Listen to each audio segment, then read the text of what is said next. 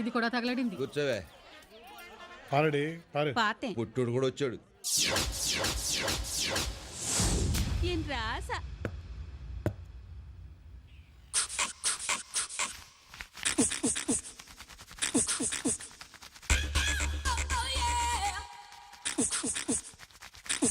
ఏమయ్యా, నువ్వు బాల్ రుద్దుతున్నావా, లోపల దురదగా ఉంటే గోక్కుంటున్నావా? తొందరగా వేయి.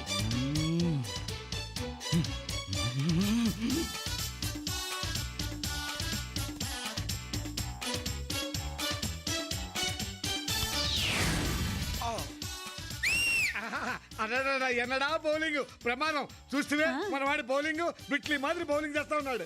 డే మీ వాడు అవలదా మటాష్ అవలదా చూస్తా ఉండు. ఇప్పుడు మా వాడు సచిన్ దెబ్బేస్తాడు చూడు. ఎయిరా సిక్సరు.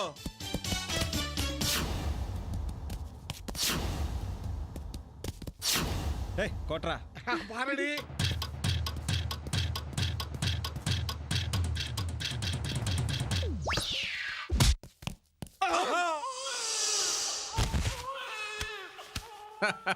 కొట్టాను కదరా.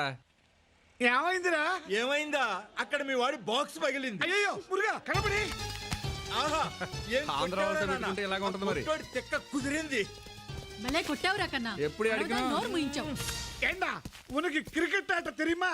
బజార్లో కర్రా బిళ్ళ మాదిరి ఆడితే తెలియపోతే ఎందుకు ఆడతావా? పుళ్ళకి ఏ పార్టీ అయినా పని చేయకుండా పోయిందిగా. ఇంకా అప్పాది పార్టీకిరే. ఏంట్రా నువ్వు పాకేది? ఎడదారా ఇక్కడే పాకేస్తా.